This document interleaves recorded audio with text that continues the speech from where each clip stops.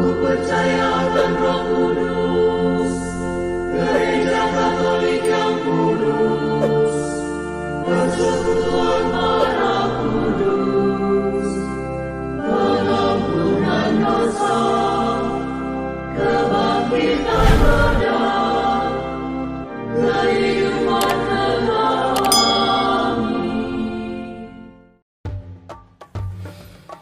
Shalom sahabat Katoliku keren, selamat datang di negeri jiran Malaysia. Hore! Betul. Nah, buat sahabat Katoliku keren yang khususnya OMK, remaja dan sekami pasti sudah tahu dengan slogan yang saya sebutkan tadi. Ya, tentu kalian sudah membayangkan seperti apa kehidupan penduduk di negara Malaysia lewat film animasi Upin dan Ipin. Tapi pernah nggak sih kalian bertanya seperti apa kehidupan saudara-saudari kalian umat Katolik di negara Malaysia? Nah, kali ini kita akan kupas tuntas dan pasti seronoknya. Langsung saja kita akan jelajah umat Katolik di negara Malaysia.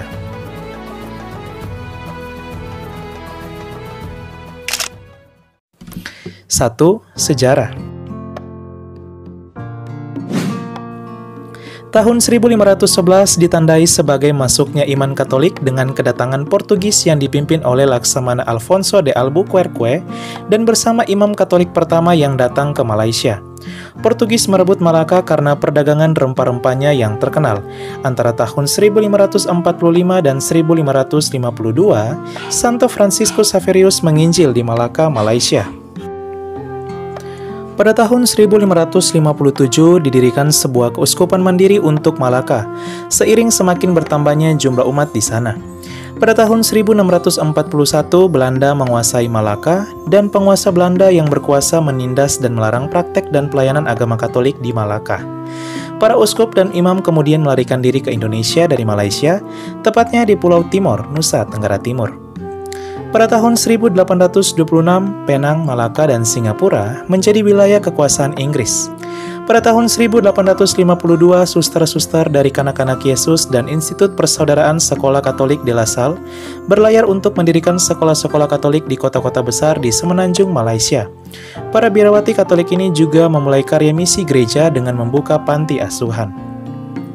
Di wilayah Malaysia Timur, yaitu wilayah negara Malaysia yang ada di Pulau Kalimantan, dalam hal ini Sarawak dan Sabah, iman Katolik kemudian masuk ke sana pertama kali ketika seorang pelaut Spanyol menjadi imam Katolik, yaitu Monsinyur Carlos Cuarteron.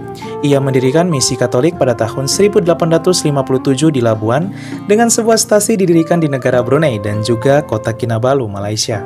Sementara itu di wilayah Sarawak, Malaysia, beberapa misionaris diundang oleh Raja Putih dengan harapan akan membawa dampak yang positif terhadap penduduk setempat dalam hal melayani mereka. Selama Perang Dunia Kedua dan pemberontakan komunis, gereja Katolik di Malaysia mengalami banyak penganiayaan. Namun gereja tetap teguh berdiri dengan karyanya. Selama tahun 1942 sampai 1945, selama Perang Dunia Kedua dan pendudukan Jepang, sekolah-sekolah ditutup di sana dan orang-orang sangat menderita. Pada tahun 1948 sampai 1960, pemberontakan komunis terjadi dan pemberontak ini memusuhi gereja Katolik kala itu. Sejalan dengan perkembangan ekonomi dan industri bangsa, gereja Katolik di Malaysia akhirnya tumbuh pesat selama tahun-tahun ini, menekankan pada dialog antar agama, oikumenisme antara gereja Kristen non-Katolik lainnya, dan menyuarakan hak terhadap kebebasan beragama. Pada tahun 1977, Konvensi Karismatik Katolik pertama diselenggarakan di Ipoh, Malaysia. Pada tahun 1979, Institut Aksi Sosial Uskup Asia bertemu di Kuala Lumpur untuk berdialog tentang agama. Pada tahun 1989, Gereja Katolik di Sarawak melakukan upaya besar dalam hal pembaharuan yang berhasil dengan beberapa kegiatan seperti Kongres Ekaristi, Tahun Alkitab, dan Kongres Alkitab. Pada tahun 1990, kampanye tanda tangan menentang penerapan hukum Islam pada non-Muslim disuarakan di Malaysia oleh gereja. Pada tahun 1995, gereja-gereja di Sarawak meminta negara bagian untuk mengizinkan pendidikan agama lain di sekolah selain pendidikan agama Islam. Adapun hubungan diplomatik antara Malaysia dan Tata Suci Vatikan diprakarsai oleh Tun Dr. Mahathir Muhammad ketika ia bertemu dengan Paus Yohanes Paulus II, pemimpin gereja Katolik kala itu, sebelum Tun Dr. Mahathir mengundurkan diri dari jabatan pemerintahan di Malaysia. Negosiasi berlangsung hingga Najib bin Razak menjadi Perdana Menteri. Malaysia menjalin hubungan diplomatik formal dengan Tahta Suci Vatikan pada tahun 2011 selama pertemuan antara Perdana Menteri Datuk Seri Panglima Najib Razak dan Paus Benediktus ke-16 di Roma, Italia. Najib didampingi oleh Uskup Agung Kuala Lumpur kala itu. Pada tahun 2012, Malaysia dihebohkan dengan sosok menyerupai Bunda Maria yang muncul di sebuah jendela di Rumah Sakit Sime Darby di kota Subang Jaya, negara bagian Selangor, Malaysia. Alhasil, gambar terletak di lantai 7 itu langsung menghebohkan umat Katolik di negeri jiran itu. Tepatnya tanggal 12 November 2012. Gambar Bunda Maria itu langsung menyebar di kalangan umat Kristiani setempat melalui media sosial Facebook. Sejumlah orang langsung memadati rumah sakit untuk melihat secara langsung. Bahkan mereka yang memutuskan menginap di sekitaran lokasi penampakan menyebut telah melihat sosok seperti Yesus tidak jauh dari penampakan Bunda Maria. Mereka melihat Yesus selang 2 jendela di sebelah Bunda Maria. Kurang lebih 100 umat Katolik menginap di sekitar rumah sakit sambil menyalakan lilin, menyanyikan lagu pujian, dan berdoa. Beberapa bus pelancong terlihat dan mulai membuat jalan menuju rumah sakit macet akibat banyaknya orang yang datang ke lokasi penampakan. Tidak hanya warga Malaysia, beberapa orang diantaranya berasal dari negara Singapura. Mereka datang untuk melihat gambar yang dipercayai sebagai mujizat itu. Redaktur majalah mingguan Katolik asal Malaysia The Herald, yaitu Lawrence Andrew, mengatakan gereja akan meneliti keaslian gambar dan memeriksa saksi. Ia mengatakan bisa saja ini merupakan wahyu, tapi memang harus dipastikan lebih dahulu apakah gambar ini merupakan buatan atau benar-benar Bunda Maria.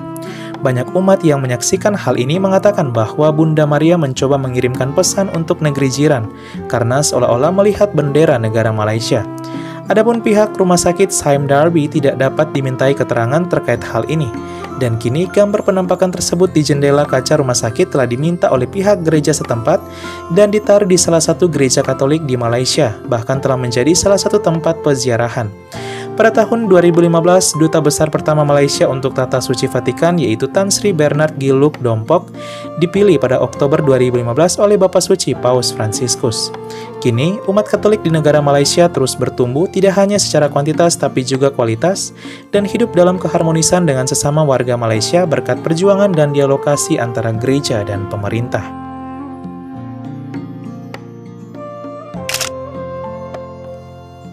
2. Wilayah pastoral. Sama seperti saudara serumpunnya Indonesia, umat Katolik di negara Malaysia 100% menggunakan ritus Roma. Adapun umat Katolik di negara Malaysia tersebar di 9 wilayah gerejawi dengan rincian 3 keuskupan agung dan 6 keuskupan sufragan.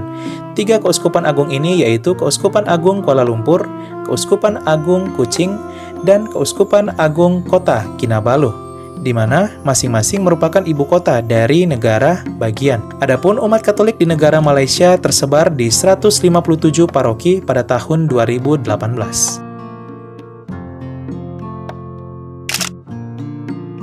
3. Petugas pastoral. Data statistik Gereja Katolik Malaysia pada tahun 2018, jumlah petugas pastoral dapat kita rinci sebagai berikut. 307 pastor, 150 frater, dan 497 suster, dan semuanya merupakan petugas pastoral yang menggunakan ritus Roma seperti umat Katolik di negara Indonesia. Di Malaysia juga tidak terdapat umat Katolik ritus Timur. 4. Kondisi umat. Adapun demografi agama dari penduduk Malaysia dapat kita rinci sebagai berikut pada tahun 2010. 61% merupakan Islam, 20% merupakan Buddha, 10% merupakan Kristen, baik Katolik, Protestan, Anglikan maupun Ortodoks, 6% merupakan Hindu, dan 3% merupakan Konghucu dan Taoisme. Kita masuk pada kekristenan di negara Malaysia. Data tahun 2010, jumlah penduduk Kristen di negara Malaysia mencakup 10%. Adapun dengan rincian 40% merupakan Katolik, 35% merupakan Anglikan, 25% merupakan Protestan dan Ortodoks. Kemudian di tahun 2019, jumlah umat Kristiani di negara Malaysia naik pesat menjadi 13% dari penduduk. 2 dari 3 umat Kristiani hidup di Malaysia Timur yang mencakup 33% dari penduduk Malaysia Timur, yaitu di negara bagian Sarawak dan Sabah yang terletak di Pulau Kalimantan. Kita masuk pada kekatolikan di negara Malaysia. Data dari pemerintah tahun 2010 jumlah umat Katolik di negara Malaysia mencapai 1.007.643 jiwa atau 3,6% dari penduduk. Adapun data statistik Gereja Katolik Malaysia tahun 2018 mencapai 1.235.419 umat atau naik 4%. Bertambah 227.000 jiwa dalam kurung 8 tahun atau naik 23%. Sedangkan jika kita bandingkan dari segi pertambahan penduduk di negara Malaysia, umat Katolik di negara Malaysia pertambahannya lebih tinggi, yaitu penduduk Malaysia hanya sebesar 13%, sedangkan pertambahan umat Katolik di negara Malaysia mencapai 23% dalam 8 tahun. Hal ini karena lonjakan baptisan dewasa, mereka yang terpanggil ingin menjadi anggota gereja, maupun angka kelahiran yang tinggi dari umat Katolik di negara Malaysia.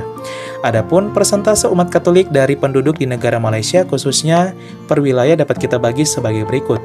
Untuk wilayah Malaysia Barat hanya sekitar 1-2% umat Katolik dari total penduduk di wilayah keuskupan. Untuk wilayah Malaysia Timur yang ada di Pulau Kalimantan mencakup 15-28% umat Katolik dari total penduduk di wilayah keuskupan. 5. Gereja. Gereja-gereja Katolik di negara Malaysia dapat kita bagi ke dalam 3 status. Yang pertama, gereja yang termasuk sebagai situs warisan dunia UNESCO. Ada Gereja Katolik Paroki Katedral Roh Kudus Penang, Malaysia. Dan ada Gereja Katolik Paroki Diangkat ke Surga Penang, Malaysia, di mana kedua gereja ini dinaikkan atau diangkat sebagai situs warisan dunia UNESCO sejak tahun 2008. Kemudian gereja Katolik yang berstatus sebagai basilika di Malaysia, yaitu di tahun 2019 ada satu gereja, yaitu Gereja Katolik Paroki Basilika Santa Ana Penang, di mana ini merupakan satu-satunya gereja Katolik di negara Malaysia yang berstatus sebagai basilika. Nah, basilika ini merupakan status gereja Katolik di atas katedral, di mana sebuah gereja yang memiliki situs peziarahan yang sangat penting dan juga nilai historis yang tinggi bisa dinaikkan statusnya menjadi basilika. Wah, semoga kelak Indonesia sudah ada gereja basilika ya, tidak hanya gereja katedral. Kemudian kita masuk pada gereja Katolik di negara Malaysia yang berstatus sebagai katedral. Beberapa di antaranya sebagai berikut. Yang pertama, Gereja Katolik Paroki Katedral Hati Kudus Kota Kinabalu, negara bagian Sabah, di mana ini merupakan pusat dari Keuskupan Agung Kota Kinabalu. Kemudian Gereja Katolik Paroki Katedral Santo Yosep Kuching, Sarawak, di mana gereja ini merupakan pusat dari Keuskupan Agung Kuching, Sarawak, di mana seperti yang kita ketahui Kuching merupakan ibu kota dari negara bagian Sarawak. Begitupun dengan kota Kinabalu tadi merupakan ibu kota dari negara bagian Sabah. Kemudian ada Gereja Katolik Paroki Katedral Santo Yohanes Kuala Lumpur, di mana gereja ini merupakan gereja Katolik yang terletak di ibu kota negara Malaysia yaitu Kuala Lumpur dan pusat dari Keuskupan Agung Kuala Lumpur. Kemudian kita masuk pada Gereja Katolik Paroki Katedral Santo Franciscus Xaverius Keningau, Sabah.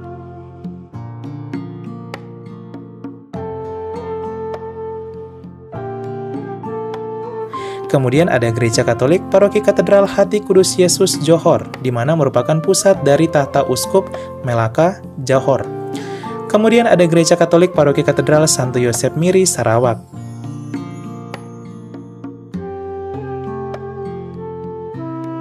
Ada Gereja Katolik Paroki Katedral Santa Maria Sandakan, Sabah.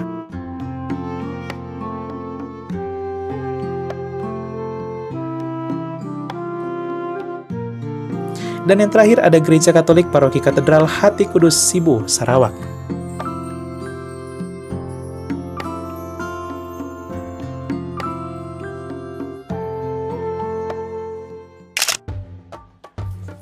Ya, sahabat Katolikku keren, itulah dia jelajah umat Katolik di negara Malaysia. Wah, seronoknya, luar biasa ya. Semoga kiranya sama seperti saudara serumpunnya Indonesia, umat Katolik di negara Malaysia terus bertumbuh di tengah masyarakat yang multikultural. Sekian dan terima kasih.